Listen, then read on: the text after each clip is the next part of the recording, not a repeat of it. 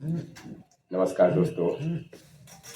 आज एक बार हम लोग फिर से डीएलएड डिग्री धारी जो बच्चे हैं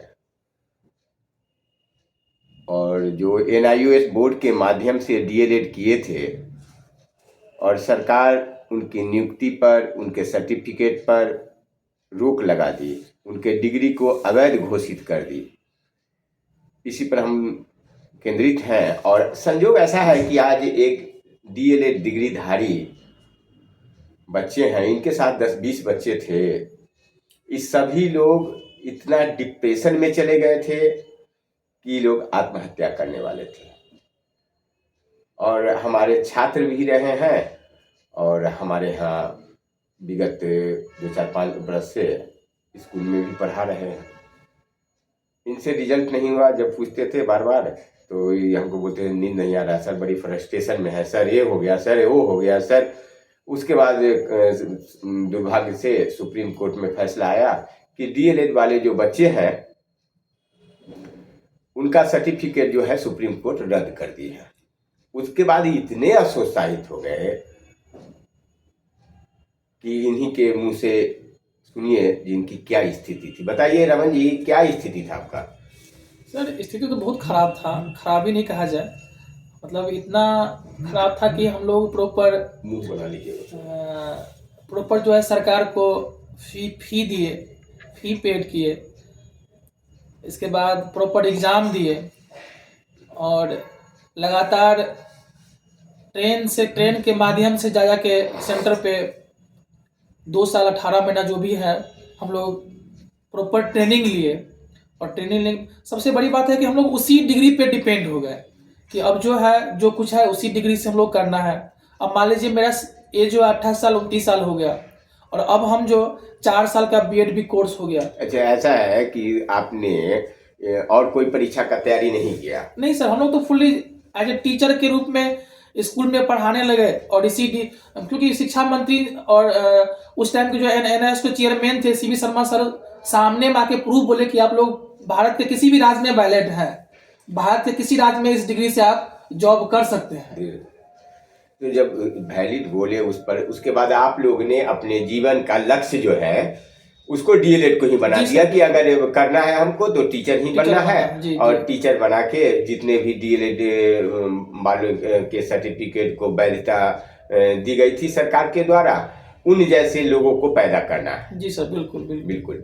तो आप इसी पर आप लग गए। इसके अलावा कोई तैयारी आपने नहीं किया, न बीपीएससी किया, न यूपीएससी किया, न रेलवे का परीक्षा दिया, न अदर कोई एग्जामिनेशन के लिए तैयारी किया। आप अपने जीवन को बच्चों के पढ़ाने के लिए समर्पित कर दिया। जब सरकार ने डीएलएड आपको करवाई तो आप पूर्ण रूप से 4-5 साल इसकी तैयारी में थे। जी सर। और इस तैयारी के बाद आपके दिल पर बहुत बड़ा कुठाराघात हुआ, आप फ्रस्ट्रेशन में आ गए। उसका वजह हुआ कि डीएलएड का जो डिग्री है उसको सुप्रीम कोर्ट अवैध घोषित कर दी, जिसके कारण आप लोग इतने फ्रस्ट्रेशन में चले गए।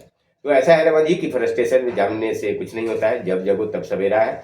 आप लोग के साथ बहुत सारे बच्चे हैं जो फ्रस्ट्रेशन में चले गए। ये बात सही है कि सरकार की इसमें गलती है और सरकार के साथ इस देश का दुर्भाग्य है कि विपक्ष अनाप शनाप प्रलाप करती है। आप लोग देखते हुएगा मीडिया पर हिंदू मुस्लिम का मंदिर का मामला आएगा, लेकिन इस 16 लाख बच्चों के भविष्य का बात है। आप किन किन नेता के पास गए? सर सभी नेता से मिले, कोशिश किए, किसी से मिले, जैसे चिराग पासवान से मिले तो वहां से कुछ पॉजिटिव न्यूज मिला। आरजेडी ऑफिस गए, कहीं से मतलब पॉजिटिव न्यूज नहीं मिल रहा है। कोई नेता आपको मिलता है, कोई मिलता ही नहीं है। कोई मिलता है, कोई मिलता नहीं है।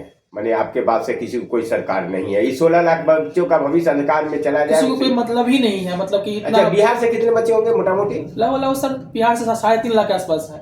3.5 लाख बच्चे बिहार से plus 3.5 lakh plus sir, 3.5 lakh plus जी। लेकिन एक बार मुख्यमंत्री का भी वक्तव्य कहीं इस पर तो नहीं आया? नहीं, एक बार भी नहीं, आज तक तो नहीं आया सर। मुख्यमंत्री खास के नीतीश कुमार जी तो बहुत संवेदनशील मुख्यमंत्री हैं और खास के बच्चों के भविष्य पर, लड़कियों के भविष्य पर अगर किसी तरह का कोई कठिनाई आए तो खड़ा होकर मोदी के विरोध में भी बोलते हैं। वो भारत में एक सशक्त नेता है। लेकिन सर तो उनसे मिलने का कोशिश नहीं किए मुख्यमंत्री से? कोशिश किए सर, लेकिन मतलब मिला ही नहीं जा रहा है उनसे। मतलब कि हम लोग एक दो ट्वीट ने हजारों लाखों ट्वीट रोज पे कर रहे हैं। यही ललन सिंह एगो नेता था, उससे मिले कि नहीं? किसी से मतलब कि मिलने की कोशिश किया गया, वो मिलता ही नहीं तो कैसे मिलेंगे सर? मिलने की कोशिश किया जा रहा है, और ऐसा नहीं कि इन लोगों के कान तक ये बात नहीं पहुंचल है, इन लोगों के कान तक तो ऑलरेडी बात गया ही है कि हिंदू, मुस्लिम, सिख, ईसाई, डोम, हरसकोर, चमार, दुसाद, भूमियार, राजपूत, ब्राह्मण, लाला, कुर्मी, कोयरी, ये सब भी लोग इतना करते हैं। और सब ज्यादातर बच्चे तो डीएलएड धारी जो हैं वो ज्यादातर तो उसी वर्ग से, वंचित समाज से आते हैं, चाहे वो सवर्ण के वंचित समाज से हो, सवर्ण वर्ग भी जो गरीब वर्ग का है उनका बच्चा हो, क्योंकि सरकार इसको 20-25 हजार रुपया में करवाई थी। जी जी। तो जो 20-25 हजार देने लायक था वही बच्चा ने इसको किया। बिल्कुल सर, लेकिन सर कंडीशन भी था ना कि जो कहीं 3 साल से पढ़ा रहा हो वही कर सकते हैं, तो सबके लिए ये टीचिंग कोर्स था नहीं। अच्छा, 3 साल से जो पढ़ा रहा है वही लोग किया, उसके बाद भी इसको 2 साल का डिग्री नहीं माना गया। ये तो बच्चों के साथ बहुत बड़ा अन्याय है। और सरकार के साथ साथ विपक्ष को भी मैं इसकी जवाबदेही देना चाहता हूँ, और खास के चिराग पासवान है, नीतीश कुमार है, तेजस्वी यादव है, ये सब शरीके नेता। और एक और नेता है, इनका नाम क्या है, झा जी, मनोज झा।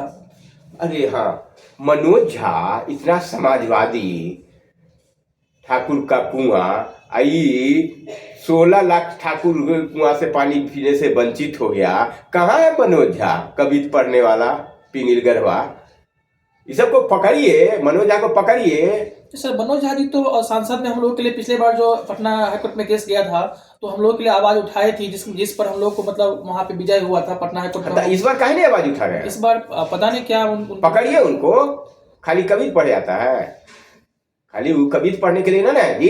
नहीं सर है, मनोज झा जो है सिर्फ गाली देते हैं, ऊंच नीच भेदभाव पैदा करते हैं। जो भेदभाव समाज से खत्म हुआ उसको फिर से उजागर करना चाहते हैं, जीवित करना चाहते हैं। तो ये तो जितना सारे 3 लाख बच्चे कम से कम बिहार के जो है वो मोस्टली बच्चे गरीब घर के हैं। इसके लिए आप कहते एक बार भी मनोज झा आवाज नहीं उठाया? कितना घटिया इंसान है वो, उसको उठाना चाहिए आवाज। जी बिल्कुल, इन्हीं को नहीं, मतलब विपक्ष के जितने सारे नेता हैं, हम आपसे अनुरोध यही करना चाहते हैं इस वीडियो के माध्यम से कि भाई हम लोग 16 लाख हैं, 16 लाख को 16 लाख मत समझिए, लगभग 1.5 करोड़ समझिए। आप यदि वोट का ही राजनीति करना चाहते हैं तो हम लोग 1.5 लाख की संख्या में हैं, और आने वाला चुनाव में, इससे पहले यदि हम लोगों को मान्यता नहीं मिला तो आने वाला चुनाव में क्या बोलते हैं, कुछ टीचर कम देंगे तो ईंट से ईंट बजा देंगे, वही वाला काम हम लोग करने वाले हैं। हाँ भाई, जब मरने के लिए आप लोग तैयार हैं, क्रांतिकारी। क्योंकि अब कोई विकल्प हम लोगों के पास नहीं है सर, कोई विकल्प है कहाँ, करे तो करे क्या। एक डिग्री था कि इसी के माध्यम से हम लोग बीपीएससी में Tier 2 में चयन हुए, चयन पर हम लोग को लिया ही नहीं जा रहा है, सबसे बाहर रास्ता दिखा दिया गया है। तो हम मानिए प्रधानमंत्री से भी आग्रह करेंगे, हमारे जो सीओ प्रधानमंत्री हैं उन तक तो बात पहुंच गया है, यानी कि उनके ऑफिस से जो लेटर है एमएचआरडी मंत्रालय गया हुआ है। तो हम अनुरोध करना चाहेंगे सर कि मतलब जल्दी से जल्दी हम लोगों को मिल जाए, ताकि इस पर कुछ संतुष्टि मिले। नहीं, देखिए ऐसा है कि 16 लाख बच्चे जो है